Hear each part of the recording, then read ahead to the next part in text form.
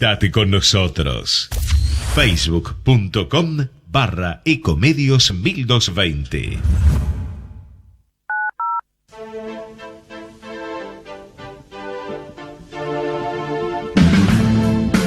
Al derecho y al revés. Las dos caras de la realidad. El yin y el yang de los temas actuales.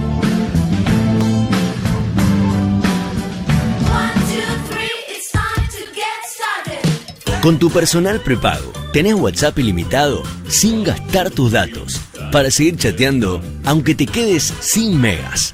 Hagamos que todo suceda. Personal. Más información en personal.com.ar.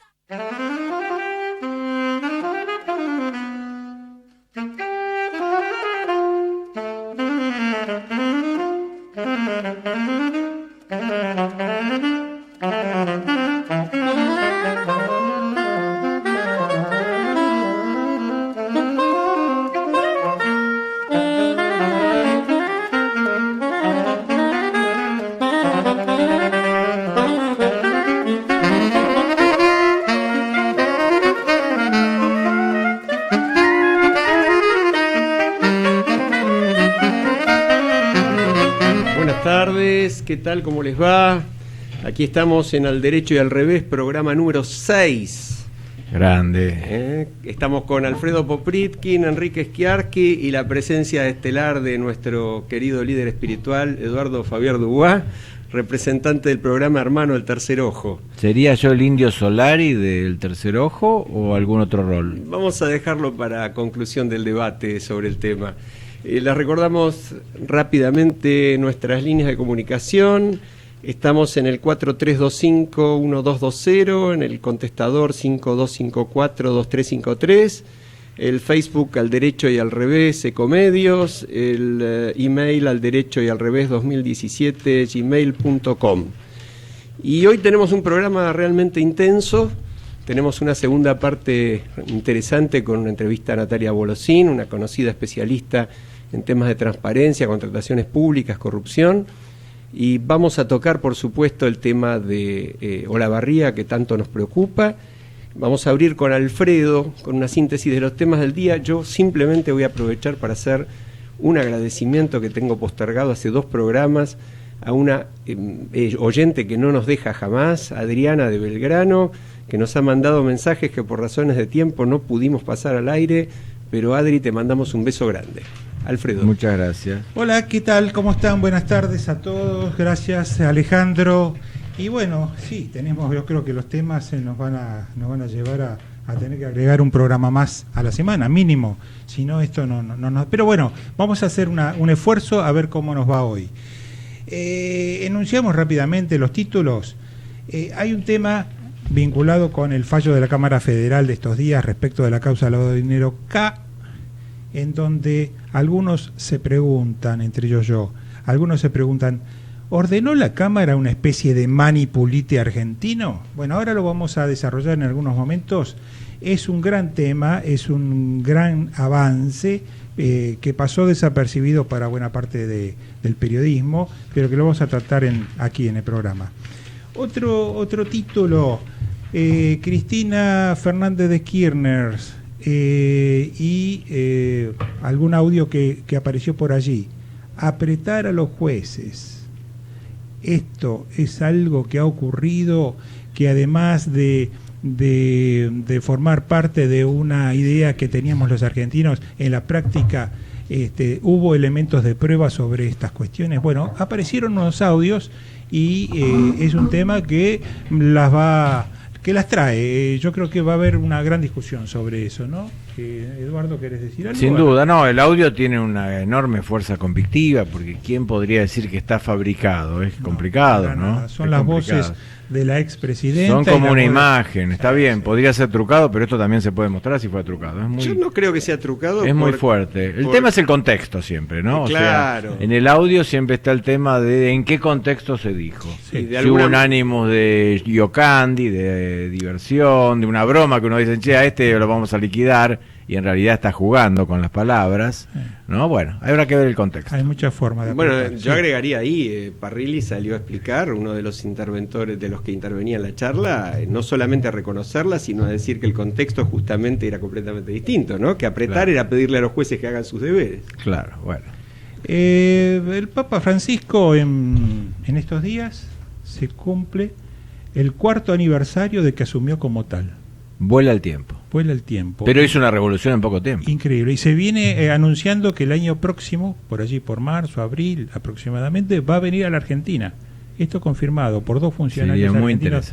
interesante. Es un tema de reflexión Sí, y sí. nos va a mover un poco la agenda de nuestro país. Yo creo que de las grandes personalidades del mundo de hoy, nos Sin gusta o no nos ninguna gusta, duda. hay argentinos que tienen más simpatía, otros menos, pero realmente nos gusta o no nos gusta, es una gran personalidad. Veremos qué pasa. Paros y movilizaciones. La semana pasada nos tuvieron al maltraer. Y esta semana parece que van a continuar y la semana que viene también, tanto por el lado de los paros docentes, que ahora se sumarían los profesores, tanto por el lado del sindicalismo. Es otro tema que ya se está transformando en algo pesado, no es simplemente por el inicio de las clases, sino es una cuestión que me parece que debemos en algún momento abordar. ¿Dónde están los límites, no? ¿Cuándo- Eso es lo que buscamos. ¿Cuándo se termina todo esto? Comenzó el torneo de fútbol, a pesar de las negociaciones y las discusiones, por supuesto que hubo un primer partido, ya nos olvidamos, porque es como si nunca hubiera parado el fútbol, pero la realidad es que estuvimos agonizando con el fútbol argentino, la AFA y toda esa cuestión. Alfredo, y vinculado con eso, y vinculado con Olavarría, ¿no? Empezó el torneo de fútbol y en 2 partidos con público visitante hubo graves incidentes donde realmente casi de casualidad no hubo víctimas, ¿no? Otro Sí. tema para la reflexión. Lo más rescatable del inicio del fútbol fue el primer partido que arrojó un resultado que no podemos obviar, que es un 2-1 a favor de Vélez en esta radio, donde hay programas específicos sobre Vélez, y algunos de nosotros también se hinchamos para ese ladón. No podemos dejar de mencionarlo. En rigor, Permítanme verdad, la licencia. te damos la licencia y tenemos que destacar también quién está primero, ¿no? ¿Qué proporción de alegrías y tristezas da el fútbol? Mira, depende de la situación. ¿Gozás más de lo que sufrís? Lo que pasa es que yo soy un defensor de pobres y ausentes. Esa es mi historia. Y Vélez no la está pasando, la realidad es esa, no la está pasando muy bien en los últimos años, pero tuvo sus años de gloria.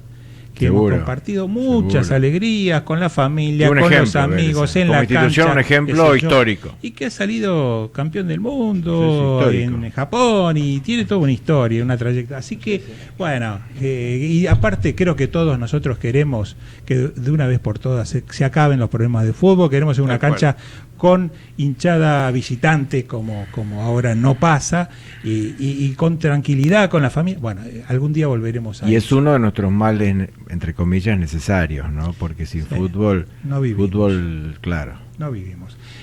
Otro tema, extinción de dominio. Yo recalco, esto es un tema que por ahí es un poco cansador, pero me parece que es trascendental para los argentinos. A ver si esta ley que tiene por objeto lograr sacarle los bienes a los narcotraficantes, a los que se enriquecen con la corrupción y otros delitos graves, la trata de personas, a ver si esa ley que tiene que tener media sanción del Senado, que hoy están negociando los senadores, cambiando figuritas para ver si le dan cabida a la aprobación final, se le da la otra media sanción en el Senado.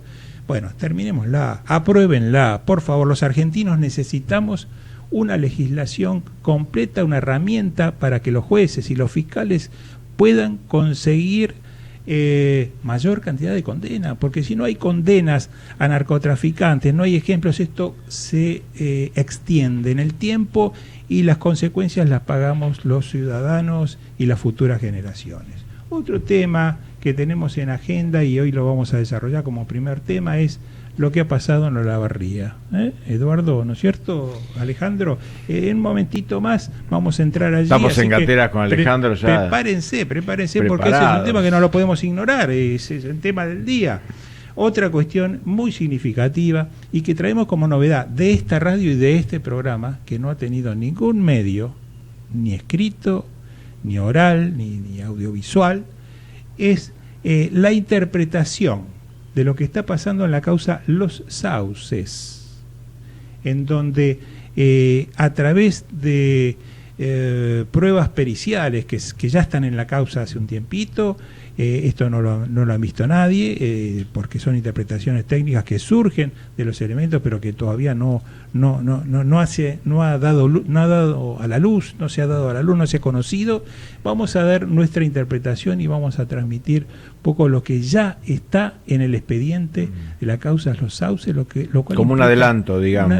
Un adelanto que no tiene por qué. Bueno, y yo diría que con este pequeño resumen y una cosita más que quiero mencionar, que el día jueves pasado estuvimos en la presentación de un libro que comienza ese libro diciendo: la vida inicia o comienza a los 60 años. Ese es el título del primer capítulo del libro. Les invito a buscarlo, a encontrarlo, a comprarlo y a leerlo. No es un libro demasiado extenso, pero sí que nos aporta mucho. ¿Para quiénes? Para aquellos que estamos en esa etapa de la vida, los 60 años. Se titula Buenas prácticas para una generación A. Mayores de 60 años fuera de la tercera edad, es decir, que no están ni en un lado ni en el otro, pero que vamos sumando años, pero también vamos a sumando otras cosas como experiencia, por ejemplo. Bueno, la editorial Ad Hoc ya tiene a la venta este libro, así que consíganlo.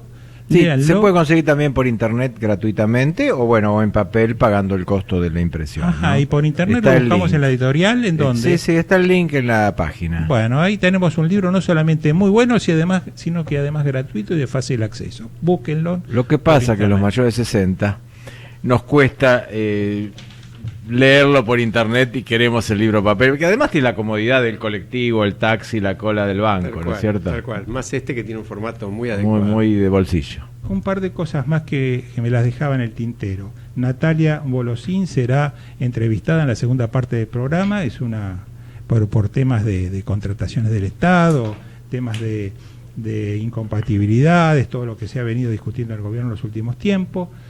También un anuncio, el juez Moro, que le preocupa y denuncia una amnistía general. O sea, está muy preocupado. Un juez que nos va a visitar aquí en la Argentina, creo que los primeros días de abril, si no me equivoco, el 4 de abril va a estar con nosotros.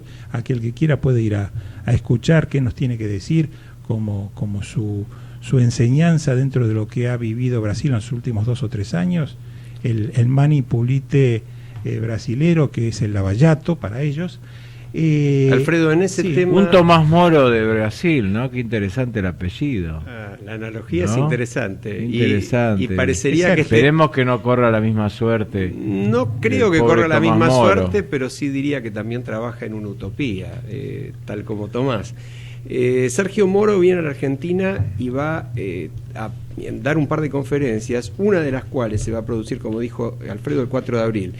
Nosotros invitamos a todos los oyentes a que ingresen al programa Justicia 2020 del Ministerio de Justicia, un programa sumamente interesante, porque es un programa abierto a la participación de todo el que quiera hacerlo para opinar sobre los proyectos de ley que el Ministerio y otros organismos vinculados con el Ministerio, como la Oficina Anticorrupción, están elaborando. El que entre a ese programa por internet, basta con googlearlo y aparece.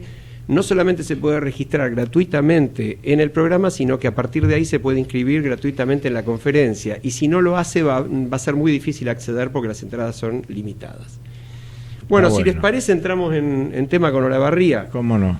Yo el domingo escribí una columnita en buenavibra.es, el portal digital donde suelo colaborar, donde decía que es una tragedia anunciada lo de Olavarría, y partía de señalar ahí, y quiero volver a hacerlo, que tengo en lo personal una identificación muy profunda con el rock, de manera que no estaba hablando ni de la corrección política ni desde el deseo de imponer una visión moral, y comprendiendo, respetando a todos los que participan de estos eventos masivos, se emocionan, los disfrutan y viven momentos inolvidables como muchas veces los he vivido yo. No sabía en ese momento, me enteré después, de que familiares y amigos estaban en ese momento en Olavarría. Pero en aquel momento pensé, y hoy vuelvo a pensarlo después de haber escuchado muchas voces, que nada de eso tiene que ver con la tragedia, que nada de eso explica, ni siquiera brinda la más mínima justificación a algo que fue absolutamente evitable y por completo previsible. Y que desde el más elemental sentido común, dije entonces, es incomprensible que estas cosas sigan ocurriendo, que un evento con cientos de miles de personas requiere una organización y un control impecable y realizarse en un ámbito cuya aptitud esté garantizada. Y nada de eso pasaba en Olavarría. De movida estamos hablando de llevar cientos de miles de personas a una ciudad en la que habitan apenas un poco más de 100.000. De la infraestructura, seguridad sanitaria y una lista larguísima de etcéteras, y de una organización adecuada para semejante multitud, con alto riesgo de incidentes varios y con innumerables antecedentes de riesgos y de incidentes.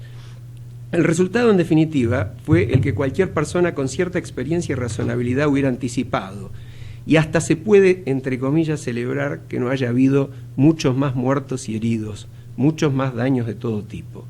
Pero a partir de ese brevísimo esquema que todos hemos visto en los medios y leído en alguna medida, más allá de los distintos enfoques, hay dos cuestiones que para mí son indispensables. La primera es establecer la responsabilidad de los involucrados, de los funcionarios en cada nivel de gobierno, particularmente a nivel municipal, la responsabilidad es la más claramente mayor, pero también a nivel provincial en cuanto a todo lo que es el transporte, la llegada, el desplazamiento del equivalente a una de las 3 o 4 ciudades más grandes de la provincia. Se movieron 300.000 personas, de los organizadores del espectáculo en sí, beneficiarios de cifras millonarias en dólares, se habla de 10, 12 millones de dólares de utilidades, que no supieron tampoco garantizarle a la gente, a pesar de ganar semejante cantidad de dinero, una mínima seguridad de higiene, llegada y salida. Ni siquiera un lugar, ni siquiera se vendían por puertas. Tal cual. Y cuando la gente llegaba había una sola puerta para entrar y te ponías donde llegabas. Y para peor después, la salida se complicó más aún. Gente que entró por una puerta no pudo salir por la misma. El acceso a los baños era imposible, la gente hacía lo que tenía que hacer donde estaba. Sí, no, una situación realmente espantosa. Y cierro este enfoque con esta pequeña reflexión. La causa se estaba por cambiar de carátula a estrago doloso. No sé si ya está la información de que se lo haya hecho, pero eso había anunciado la Fiscalía hoy. Y yo creo que efectivamente ahí hay elementos muy importantes para asimilar esta situación en buena parte a Cromañón y a tantos otros episodios siniestros de estas características. Porque en primer lugar se vendieron muchas más entradas que las autorizadas y llegó mucha más gente que la supuestamente prevista. Y esto era algo conocido y sabido, es algo que el propio intendente ha sido grabado diciéndolo días antes del recital, y sin duda los organizadores lo sabían, por de pronto porque vendieron más entradas que las autorizadas. Segundo, como decía Eduardo, no hubo ningún acceso al control de entradas, con lo cual el libre acceso terminó en un campo cerrado, ¿no? Porque no eran Woodstock, que era todo un campo abierto, era todo un campo cerrado, perimetrado, con lo cual con una capacidad determinada. De golpe la gente se empezó a asfixiar, uno al lado de otro, codo a codo, y bueno, ahí vinieron los problemas.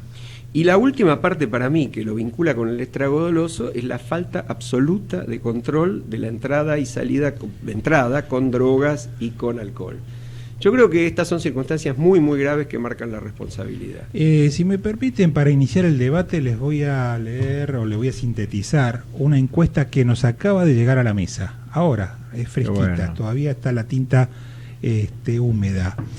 Y algunas de estas cuestiones justamente nos sirven porque es la otra cara de lo que nos comentaba Alejandro, así que me parece que está bueno para provocar esto que nosotros llamamos en llamar el derecho y el revés, la otra versión. Este sondeo de opinión dice que luego de 400 casos que una consultora que se llama AMBA, que no la conozco, no sé quién es, pero bueno, se llama así, mostraron, por ejemplo, que el 38% de los encuestados asegura que todos los involucrados tienen un grado de responsabilidad. En segundo lugar, mencionan al público como el mayor responsable, en un 19% de los casos, al público. Claro, por eso lo estoy leyendo, porque esto rompe con todo lo que venimos escuchando, siempre y cuando sea confiable. Sí, y mira esto, mientras que el 13% considera a los productores del espectáculo como los principales responsables de la tragedia, que se cobró 2 vidas y dejó a varios heridos. Uno de los aspectos llamativos del informe es que los 2 protagonistas más apuntados en los últimos 2 días fueron los que menos grados de culpabilidad recibieron. Por un lado, el intendente de Olavarría, Ezequiel Gali, es mencionado como responsable apenas por el 8% de los encuestados, mientras que el propio Indio Solari es señalado por el 7% de los encuestados. Espero que esta encuesta no la haya hecho el intendente. O no la hayan hecho en Olavarría a la salida, ¿no? Yo tengo algunos testimonios también de nuestros oyentes y algunos presenciales. Gastón de Olavarría estuvo, es un muchacho que vive en Olavarría, está estudiando en Buenos Aires, sigue siempre nuestro programa y nos dice lo siguiente, me voy a permitir leerlo porque es rico. Estuve en el recital, fue evidente el descontrol y la falta de previsión. Jamás me revisaron ni pidieron entrada. El lugar estaba desbordado. El recital se detuvo varias veces para socorrer a los heridos. La salida del predio fue un caos. Y en la terminal de micro estuve varado horas porque incendiaron llantas evitando ingreso y egreso de micros. Por supuesto que el viaje hasta Buenos Aires duró más del doble de lo previsto. Fíjense ahora el revés. A pesar de todo, disfruté mucho de la previa y del recital. Pues es un fenómeno cultural muy particular y la música fue realmente excelente. Pero lamento mucho los incidentes y las muertes que pudieron haberse evitado y opacar una noche que en vez de recordarse por el magnífico recital, se recordará como tragedia. Fíjense siempre esta ambigüedad. Y hay algunas opiniones, por ejemplo, Cristina de Floresta dice que el tema fundamental para ella es que la producción del evento manejó alcohol y sustancias. Porque es cierto, el público son familias, hay gente que le gusta, clase media, clase baja, gente interesada, pero ahí parece que hubo muchos excesos por alcohol. Karina, del autotransporte, dice que lo que haría falta para evitar esto son controles eficientes. Lo mismo que nos dice Inés de Caballito. Claudio de Caballito dice algo que todos dicen. Dice, hay una médica amiga mía que es habitué de estos recitales y no encontró muchas diferencias con los anteriores, salvo la mayor convocatoria. Eso lo dicen varios de los Luego asistentes. tenemos posiciones más duras. Silvia Santelmo dice, para que no vuelva a ocurrir con este artista, es no autorizarle más recitales. Néstor de Barrio Norte dice, causa, Olavarría, evitable, causa avaricia, con más contención, barrera, gente capacitada, pero eso era gasto. Acá está el tema de la avaricia. Ya te dejo, Henry, porque quiero... Y luego tenemos a Marcelo, que es un filósofo que siempre nos escucha, y Marcelo dice, bueno, acá en Argentina siempre atacamos las consecuencias y no las causas.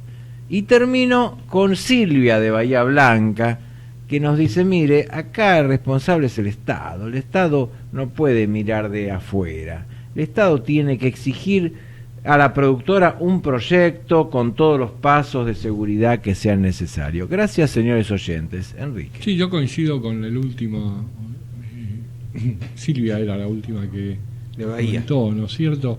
Creo, a mí se me plantean 2 o 3 cuestiones. Primero, ¿en realidad fue un tema de codicia o de ineptitud de los organizadores? Primero, uno puede ser codicioso, pero hacer un espectáculo seguro, tranquilo. O sea, no sé si son 2 cuestiones que van una contra la otra. A veces se suman, ¿no? A veces se suman. Yo creo que hubo mucho de ineptitud. Y lo otro, de los organizadores, y cuando hablo de los organizadores, lo hago en sentido amplio, ¿no? Incluyendo al intendente, que realmente yo vi en una página antes del recital, en la página olavarría.gov.ar, una conferencia que él daba con los productores y con el comisario presente, y hablaba maravillas de la organización. Parecería como que la expresión de deseos implicaba que estaban hechas las cosas, y no es así. O sea, el decir de que acá no va a pasar nada no significa que no va a pasar nada. Creo que hubo un tema de ineptitud en la organización, y esto no puede ocurrir porque tiene que intervenir la autoridad para establecer cuáles son las condiciones para que un recital sea seguro. Sí, no había nadie vestido de nada que dirigiera nada. La gente entraba sola por manada, se ubicaba donde podía, subsistía como podía, después le empezaron a apretujar, gente que yo conozco se fue para atrás porque era imposible estar adelante, Y bueno, y pasó lo que pasó. Lo que En quería realidad, decirle, perdón, es que justamente, y esa es una forma, digamos, de autoinculparse, esa conferencia que estaba en esa página que comenté, el día del recital, cuando se supo lo que pasó, enseguida la borraron, porque la quise volver a ver nuevamente, ya no estaba en la página, sí estaba un reportaje que le habían hecho al presidente diciendo que esto pasaba por no respetarse las normas. Yo acá tengo otro comentario de otra oyente, Adriana de Belgrano, que siempre nos acompaña y dice: todos tenemos responsabilidad en distinta medida, y destaca al mismo tiempo lo fundamental es aprender y enseñar a cuidarnos y querernos más. Pero yo creo que hay una palabra que es clave en esto, que es la responsabilidad. Exacto. Porque estas cosas no pasan obligadamente en todo el mundo. Hay espectáculos de la misma cantidad de gente o más cantidad de gente que se hacen con total normalidad. ¿Cuál es el problema? Que en otros lados quien viola la ley paga. Acá no se paga, ni desde el punto de vista penal, ni desde el punto de vista civil. Porque si los organizadores, entre los cuales está el Indio indudablemente, nadie duda que la productora es de él o él está vinculado, no es una productora internacional que se dedique a otras cosas y tenga 100 artistas, pero también por supuesto que está el intendente. Quien autoriza un evento así, quien organiza un evento así se lleva 10 o 12 millones de dólares, y el municipio, el Estado provincial en alguna medida también con la parte de las rutas, al incumplir sus obligaciones, tiene que pagar las consecuencias. Si paga las consecuencias, ahí sí que prevenimos que no se repita. Sencillamente, ¿por qué? Porque el que lo hace sabe que después va a tener que pagar. Esta es la clave de la sociedad moderna. Y hay otro elemento ahí, te dejo, Alfredo, sí, perdona. No, está bien. No, yo quiero plantear la otra cuestión, la otra mirada del tema, que es... todo esto, en cierta forma, no fue buscado, no fue adrede. La improvisación, la desorganización, ese clima efervescente que se vivió, con el condimento que no lo podemos negar, por más que no se vendía dentro del predio, de la bebida, y seguramente, yo no puedo afirmar porque no estuve allí, pero se comenta y se dice y se afirma que había mucha droga. Sí, droga y bebida es un cóctel. Sí. Ahora, todo esto sumado no es una fórmula no ignorada por los organizadores, no ignorada por el propio artista que se dedica o organiza este tipo de eventos con este clima, y esto es lo que viene haciendo. El artista es muy especial, es una especie de pastor religioso. Esto es como una misa, no digamos, sí, no la misa ricotera, pero la misa ricotera es todo un ritual. Algunos dicen es como ir a la cancha, que uno se disfraza, bueno, pero esto dura 3 días, porque hay un día que llegas antes, tomás posesión, haces muchas cosas, estás ahí, luego te volvés. Y además él es una persona que ha estudiado filosofía y parece que tiene frases que impactan mucho, muy simples, que impactan mucho y llega. Hay todo un fenómeno de ritual y religiosidad, y esto agrava la conducta de los organizadores, porque el que va es como alguien que va al Sermón de la Montaña a escucharlo a Jesús, y de golpe se encuentra que el Sermón de la Montaña es un campo cercado, entra gente, primero que Jesús le cobró, que en el sermón creo que no, que Jesús le cobró la entrada, y que entra gente y al final explota. Esto es muy terrible. Es que son temas distintos en realidad. Todo el mundo tiene derecho a ir a escuchar su sermón y a participar de su misa. Pero el primer derecho es el de estar vivo, el primer derecho es el de que no esté lesionado, el derecho son de los ciudadanos también de Olavarría. El hecho que la gente suele estar alcoholizada y con algún nivel de droga, que lo lamento mucho, agrava la responsabilidad de esta gente. Porque, ya, a ver, es distinto controlar un desborde de gente que está perfectamente bien, de un desborde de gente que naturalmente va a estar alcoholizada o con alguna sustancia en la sangre. De hecho, ayer lo decían los periodistas que estaban en programas de televisión, decían: yo entré con una mochila y nadie me revisó, con una mochila. Esto es la imagen del descontrol, y la salida fue una cosa terrorífica. La comparan con el relato célebre de Cortázar en la autopista del sur. Era imposible moverse durante horas y horas, y era lógico, era previsible que así iba a pasar. Y hubo algo de puerta 12 también al salir, ¿no? Bueno, para cerrar yo agregaría el último párrafo. ¿No será que todo esto que estamos haciendo, nosotros sumados a todos los medios que no han dejado de hablar y llenar páginas en los diarios sobre este tema, no le estaremos haciendo el caldo gordo como para que este tipo de eventos cada vez arroje más curiosidad por parte de la gente y que al próximo, en vez de 300 o 400.000, vayan 1.000.000? ¿No estaremos generando el efecto contrario? Yo todavía no estoy muy convencido de que lo que estamos haciendo lo estamos haciendo bien o estemos sopesando todas las opiniones y todos los puntos de vista. Me parece que hay un gran proporción de intencionalidad en generar todo lo que se generó. Y si bien nadie quiere tener un herido, ni mucho menos un muerto, bueno, hubo 200, 300.000 personas. Hubo 2 muertos, es muy lamentable.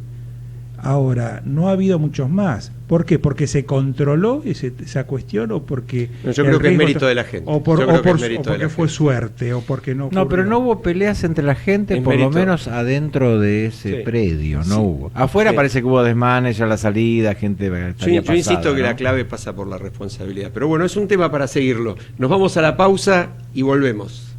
Ecomedios.com AM1220. Estamos con vos. Estamos en vos. Descarga gratis de tu celular la aplicación Ecomedios. Podés escucharnos en vivo, informarte con las últimas noticias y entrevistas en audio y video. Búscala y bajate la aplicación Ecomedios. Podés vernos en vivo en ecohd.com.ar. Conectate con nosotros. Contestador 5-254-2353.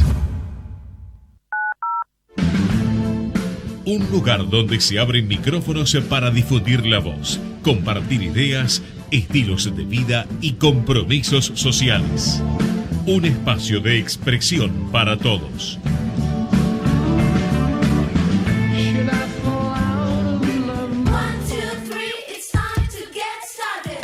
Con tu personal prepago, tenés WhatsApp ilimitado sin gastar tus datos para seguir chateando aunque te quedes sin megas. Hagamos que todo suceda. Personal. Más información en personal.com.ar.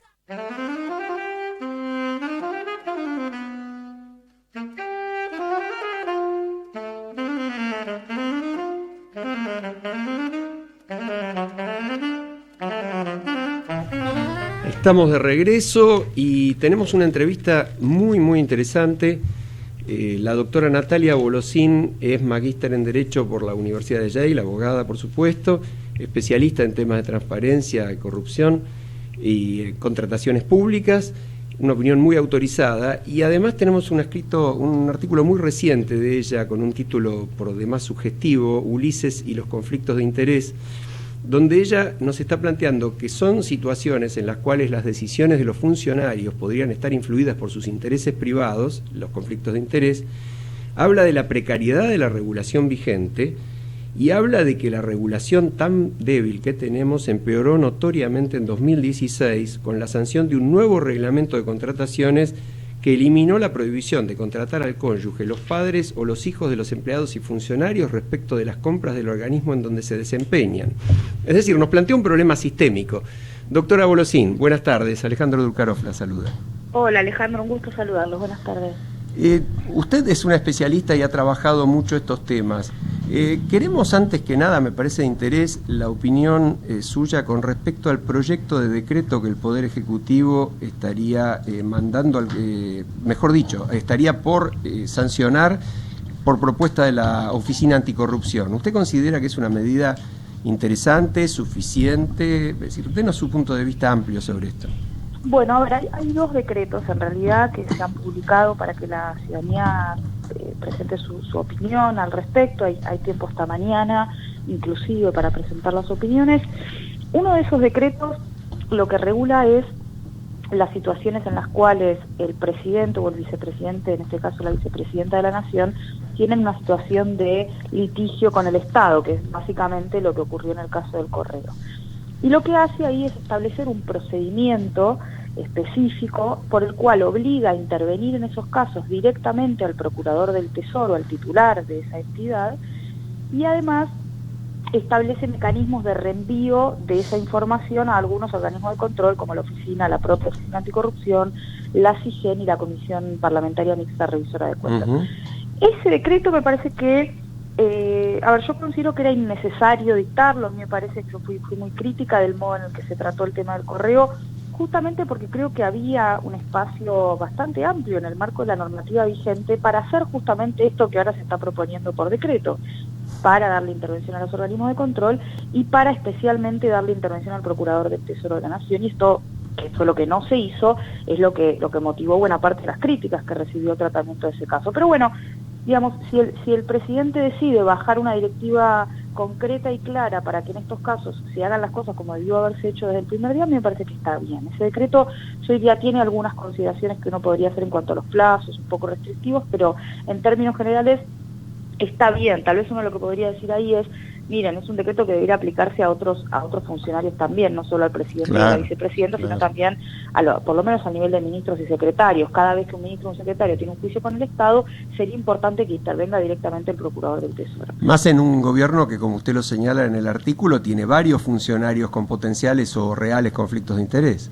Exactamente. Entonces, ahí hay una primera cuestión. Y después hay un segundo decreto que lo que intenta regular, a mi modo de ver, de una manera equivocada, son los conflictos de interés específicamente en materia de contrataciones públicas. ¿Por qué digo de manera equivocada? Porque aquí hay un problema ya desde la concepción de esta norma.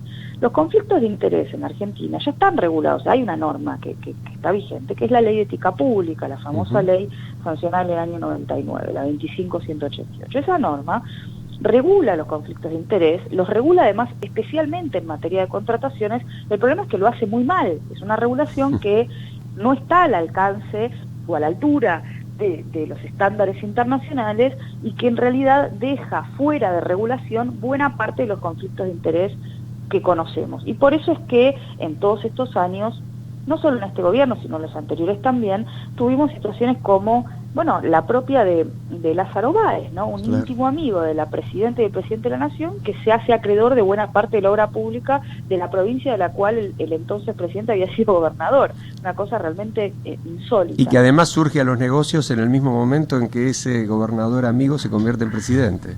Correcto, ¿no? Unos pocos días antes, creo que eran unos 15 o 20 días antes de que Néstor Kirchner asuma la presidencia de la Nación, se crea Austral Construcciones, que es después la empresa insignia de Lázaro Báez, que se convertiría en la gran acreedora de obra pública, especialmente en la provincia de Santa Cruz. Doctora, soy Javier Dubá, mucho gusto. Una consulta desde lo técnico.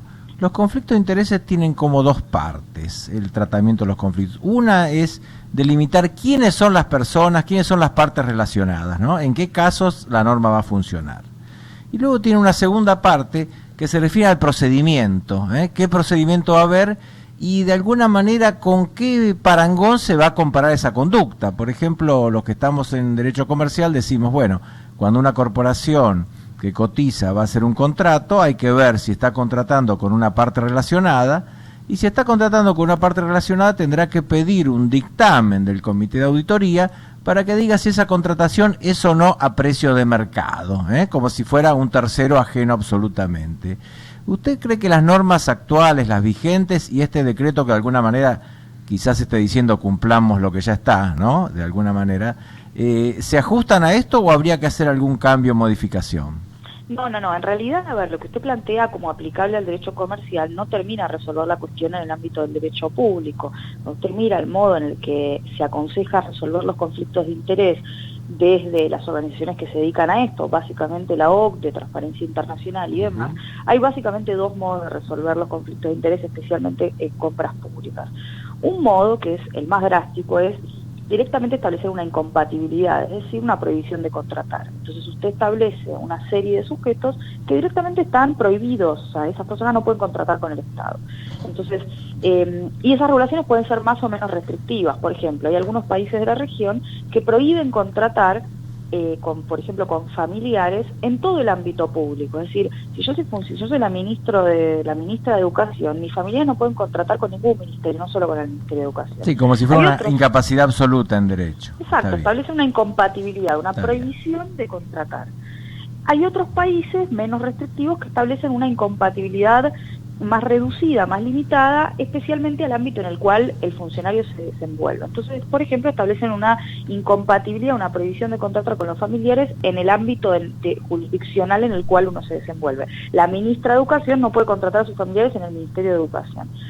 Esto lo que genera, este segundo modo de regulación, lo que genera es básicamente un cambio de figuritas. Esto es lo que ha ocurrido históricamente en la Argentina: yo contrato a tu primo, vos contratás a mi hermano, ¿no?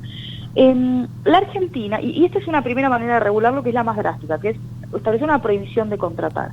El segundo modo de regularlo, que es más limitado, lo que hace es simplemente apartar a la persona que tiene el conflicto de interés del ámbito de la toma de decisión. Entonces, lo aparta de la toma de decisión como si fuera una excusación. Claro, que haya una decisión objetiva, ¿no es cierto? Para que haya una decisión objetiva. Claro. Y además establece en algunos casos procedimientos de mayor participación ciudadana, digamos, se involucra a terceros, ONGs, organismos de control, en el monitoreo de esa decisión, justamente para asegurar aquello que las políticas de conflicto de interés están destinadas a asegurar, que no es evitar un hecho de corrupción, porque ahí está el problema. Yo creo que el concepto que tiene el gobierno en relación a esto es que de lo que se trata es de evitar hechos de corrupción, y no se trata solo de eso. De lo que se trata es de sostener la confianza pública en la imparcialidad de las decisiones de los funcionarios. Esto quiere decir que va mucho más allá de prevenir un hecho de corrupción, y por eso es que el sistema tiene que ser más restrictivo. De lo que se trata es de prevenir no solo los conflictos que ya existen, sino también los conflictos potenciales o los aparentes. Así está establecido en las mejores prácticas internacionales. Natalia, usted lo que tiene que lograr es que si algo parece un conflicto de interés, deje de parecer que lo es. Natalia, Alfredo Popritkin, ¿cómo estás? ¿Cómo estás, Te quiero hacer dos preguntas, pero te pediría respuestas breves porque los tiempos radiales son muy cortitos. Hay un anuncio que ha hecho el presidente Macri, no tanto en la última reunión del Congreso, cuando inauguró las sesiones, sino el año anterior, el primer año del mandato de Macri, referido a un compromiso de generar un sistema de contrataciones transparentes, etcétera, etcétera, que quisiera saber tu opinión, si se logró, si se va a hacer, si no se hizo, qué pasó con eso. Bueno, la otra pregunta, te las dejo las dos planteadas para que nos des las dos respuestas. La otra pregunta es la siguiente: el tema nepotismo, que parece un tema menor, ¿no es cierto? El tema nepotismo vinculado a algo que ya anunció o que mencionó Alejandro en la introducción y que vos lo citás en algunos de tus artículos. ¿Ves que hay forma de controlarlo dentro del sistema actual, del sistema legal me refiero, de frenarlo, de ponerle algún límite? Bueno, en cuanto a lo primero, este es justamente el problema. El presidente, en la primera apertura de sesiones, anunció que se iba a enviar al Congreso un proyecto de nueva norma de compras públicas, que esto es lo que Argentina está necesitando. Una nueva ley de compras, una nueva ley de ética pública, y además, lo más importante de todo es que la Oficina Anticorrupción sea un organismo autárquico, con autarquía financiera, administrativa y un titular independiente, porque si no, y lo mismo pasa con la Oficina Nacional de Contrataciones, porque si no, cualquier mecanismo que vos tengas, por muy bueno que sea, si va a ser aplicado por un organismo que depende del Poder Ejecutivo, que su titular es designado y removido en forma discrecional, que no tiene presupuesto propio, bueno, equivale a casi lo mismo que nada. La nueva ley de contrataciones no fue ni siquiera propuesta en el marco de un anteproyecto de ley. Argentina sigue haciendo obra pública con una ley de 1947. El año pasado se dictó un nuevo reglamento de compras que, uniendo esto con tu segunda pregunta, eliminó la única restricción que había para contratar con familiares en el Estado en el marco en la Administración Pública Nacional. Había una sola restricción que impedía contratar a cónyuges, padres e hijos respecto a las compras de tu propio organismo, y esa restricción se eliminó directamente. Ahora vos fíjate una cosa, ¿no? Un país o un gobierno que una de las principales banderas son prácticamente reconstruir medio país. El plan Belgrano, ahora el plan Mesopotamia o de la zona sur, las obras en la ciudad de Buenos Aires, en todo el país prácticamente. Se van a invertir millones y millones y todavía no tenemos un sistema de contrataciones transparentes después de que la Argentina experimentó todo el proceso de la obra pública destinada a determinados empresarios amigos y todo lo que ya vivimos en los últimos 15, 20 años. Esto no es un tema sobre el cual todos tendríamos que ponernos en alerta y trabajar para que no se omita, incluir toda la legislación pertinente y evitar de una vez por todas que prácticamente no se deje, digamos, de implementar sistemas que son altamente inconvenientes a los intereses del país, y eso volcado a los costos que tenemos que tratar de restringir al máximo, dada la situación económica por la cual atraviesa la Argentina? Bueno, evidentemente, a ver, el área de compras es el sector más vulnerable a la corrupción en términos generales, así está establecido en la literatura y la experiencia internacional lo demuestra, en cualquier país del mundo, especialmente en los países en vías de desarrollo, porque son los que más invierten y por lo tanto el riesgo es mayor. Y en Argentina, digo, los casos de tribunales lo demuestran. Yo esto lo vengo diciendo hace muchos años, pero ahora ha quedado evidenciado por los títulos de los diarios. Y vos mirás los hechos de corrupción que se ventilan en tribunales, por arriba del 80, cerca del 90% son casos vinculados a la precariedad del sistema de contrataciones públicas. De nuevo, hacemos obra pública con una ley de 1945. Natalia, una pregunta en esa misma línea.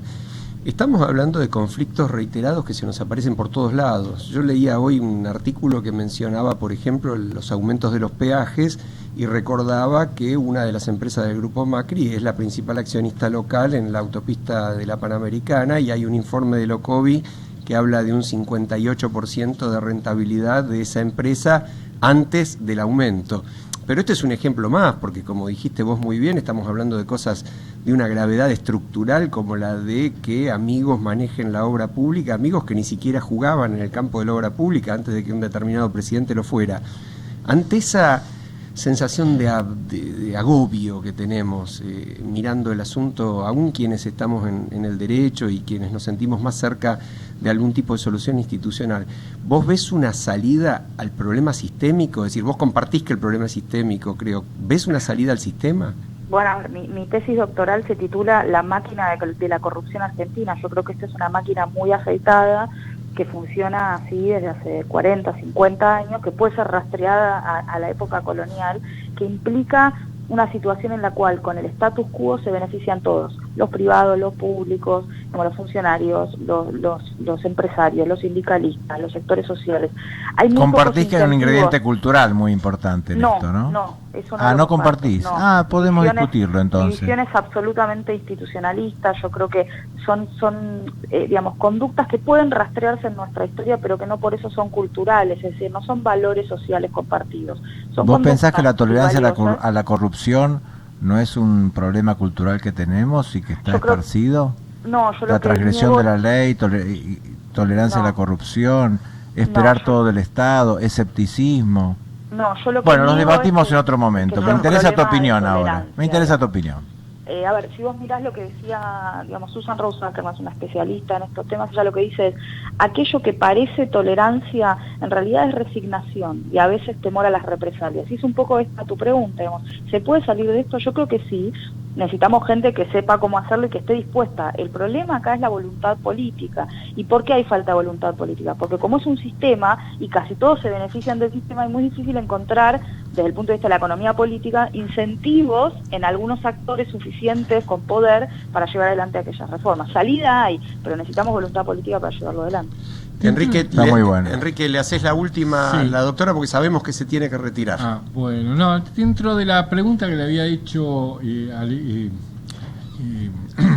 Alfredo, respecto al nepotismo, ¿estaría dentro del conflicto de intereses el tema del nepotismo? O sea, la contratación de familiares formaría parte de un conflicto de intereses. Esa es la primera. La segunda, ¿el conflicto de intereses se refiere a contrataciones del Poder Ejecutivo o abarcaría los tres poderes? En cuanto a la primera, sí, efectivamente, digamos, contratar a tus familiares o impulsar la contratación de tus familiares, ya sea a través de un contrato de obra pública o de un empleo público, efectivamente constituye una situación de conflicto de interés. Hay un anteproyecto de reforma de la Ley de Ética Pública que está desde el 2003 durmiendo en la Oficina Anticorrupción.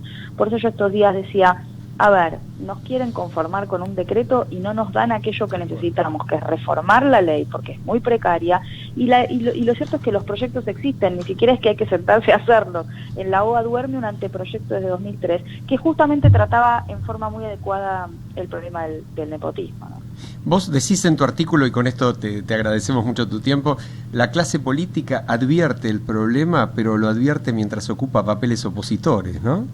Bueno, esto está, yo me puse a analizar, a mirar todos los proyectos de ley, que se presentaron desde el 99 hasta acá para reformar la parte de conflictos de interés de la ley de ética pública. Hubo 41 proyectos, y si vos mirás quiénes los presentan los que son opositores. El kirchnerismo / PJ no presentó un solo proyecto en los 12 años de gobierno del kirchnerismo, presentó 6 en toda su historia. De esos 6, 3 los presentó el año pasado, 2 los presentó durante el gobierno de la Rúa, y uno fue un proyecto de Atanasov cuando era opositor interno desde el peronismo al Frente para la Victoria. Y con el radicalismo pasa algo muy, muy similar. Presentaron 2 proyectos mientras gobernaba de la Rúa, pero el resto de sus proyectos los presenta cuando es oposición. Y el año pasado, formando parte de la coalición de gobierno, el radicalismo se olvidó de que esto era un problema. Entonces, de nuevo, hay salida así, pero lo que necesitamos es voluntad política. Entonces, tenemos que presionar desde la ciudadanía, con nuestro voto, con nuestra opinión, con cómo vemos esto, con no conformarnos con un simple decreto y exigirle a la clase política que efectivamente lleve adelante las reformas profundas que necesitamos para terminar con este problema. La doctora Natalia Bolosín, le agradecemos muchísimo, Natalia, te agradecemos mucho. Un privilegio, Natalia, muchas gracias. Por favor, el gusto es mío. Buenas tardes. Nos deja pensando. Y claro que sí, y para discutir tenemos todo un abanico de temas que creo que es interminable. Bueno, y pasamos a otro tema porque nos quedan 7 minutos de programa y tenemos que avanzar y seguir desarrollando una temática que ya nos quedamos cortas. Tenía una razón de que necesitamos al menos 2 programas semanales. Breve pero bueno, diría. Sí. Bueno, tocamos qué le parece lo que se ha dado en llamar el mani pulite argentino, que muchos acarician, desean, mencionan, pero que nunca llega.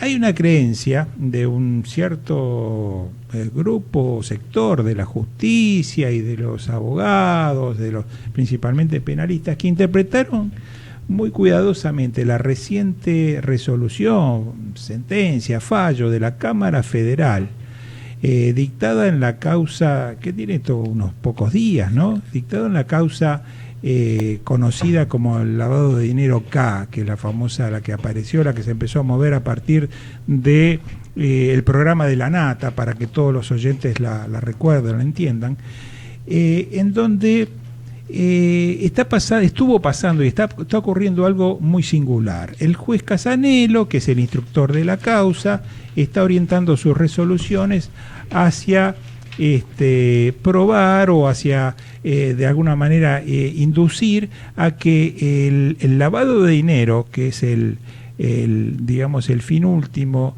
del delito que se está persiguiendo, estaría originado, pues todo lavado se origina en un delito previo, estaría originado en una evasión tributaria. Esta circunstancia de la evasión tributaria, si se acota o se limita al tema de la evasión, bueno, complicaría a quienes manejaron el grupo Austral Construcciones y compañía de todo el conjunto de empresas de Lázaro Báez, pero dejaría fuera prácticamente sin ningún tipo de responsabilidad a todo lo que es la familia Kirchner.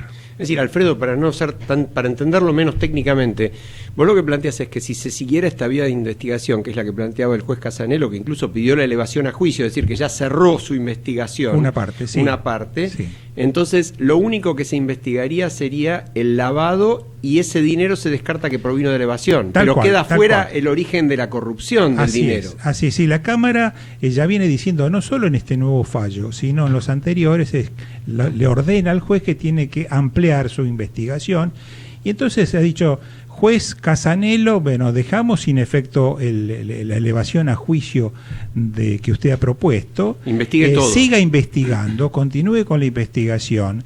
Hay suficientes elementos para ya a esta altura tener la convicción de que el origen está dado más que nada en el direccionamiento de la obra pública a través del grupo Austral Construcciones, que ha terminado por diferentes mecanismos, y ahí donde entran otras causas y otras investigaciones a cargo de otros jueces a tallar, que son la causa Los Sauces, Otesur y otras más, que son las que cierran el círculo, que si bien no las lleva Casanello, las llevan otros jueces como Bonadío, Ercolini y otros fiscales. Ahora, yo te pregunto, Alfredo, ¿por qué no se unifican las causas? Bueno, a eso está tendiendo. Yo creo que la Cámara, y ahí donde se está hablando del manipulite, la Cámara está induciendo a que en algún momento cada uno de estos jueces que está investigando por separado va a dictar seguramente una resolución en donde va a establecer esa unificación y se va a juntar toda esta investigación que está muy ligada tanto en sus orígenes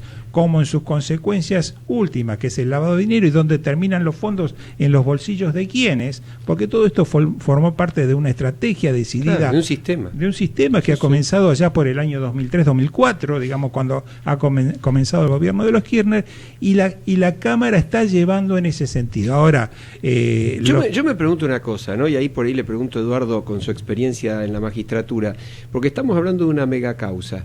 Sergio Moro, que va a venir ahora, se dedica nada más que a esa causa. El lavallato es la única causa que tiene el juzgado de Sergio Moro, con recursos suficientes. ¿Se puede, Eduardo, en lo que vos conocés de la justicia? Y un tremendo problema es que mientras el juez tiene esta causa, tiene 5, 10, 20, 50, 10.000 causas al mismo tiempo. No, pero por esa misma razón, entiendo yo que la Cámara todavía no está ordenando que se unifique, porque sería imposible que un solo juez lleve toda esta madeja de cuestiones tan complejas. Salvo que lo dediques a eso. Bueno, pero no es necesario. Yo no sé si existen las vías operativas. Hay como dos cuestiones. No sé si operativamente en la justicia penal se podría sacarle todos los demás, porque sacarle todas las demás causas a un juez también podría ser delicado, ¿no? Uh-huh. Es un problema complejo del trabajo judicial. No, yo creo que todo esto va a ocurrir, disculpa, Enrique, yo creo que esto va a ocurrir en un momento crucial, cuando varias de estas causas, 2 o 3 por lo menos, estén en condiciones de ser elevadas a juicio oral. Allí es donde el juzgado, la Cámara, mejor dicho, va a arbitrar los mecanismos para unificar todas ellas en un solo tribunal oral. Y habría que darle a ese juez más recursos. Exacto. ¿Y cuál sería el tribunal natural? Si se unifican las causas, ¿cuál sería el juez natural? Es que no se van a unificar. Se van a unificar cuando pasen a tribunal oral y ya no es un juez, es un tribunal que va a tener toda la información seguramente de los distintos jueces, 2, 3, 4 jueces. Pero la clave es darles estructura, ¿sabes? Claro. Darle gente, personal, recursos, tecnología, recursos, cosas para investigar. Sobre todo en la medida en que, como dice Alfredo, se incorporen todos los responsables y que ahí el despliegue de abogados del lado de los defensores va a ser muy poderoso y los recursos del juzgado, si no son suficientes, la investigación no puede llegar a buen puerto. Pues es toda una experiencia. Cuando se unifiquen todas estas causas, se va a vivir una experiencia única en la Argentina, pero necesariamente se va a tener que recorrer para llegar a un resultado en un tiempo más o menos breve, para que en 2, 3, 4 años, que para mí es breve, un caso como tenga una resolución y una sentencia final. Bueno, muy interesante.